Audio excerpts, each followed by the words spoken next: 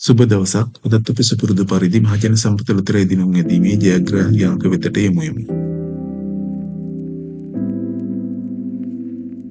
අද 2026/6/24 බදාදා දවස දිනුම් වාරය 6228. අද ජයමල්ල 2,70,70,72,440යි.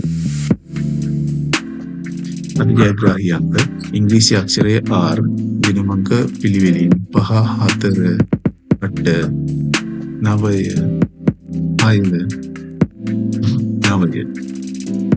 අද සුපුරුතයාගේ දිනා ගැනීමට කිසිවෙක් සමත් වෙලා නැතත් ලක්ෂ 25ක ජයග්‍රාහකයෙක් හිලා සිටිනවා.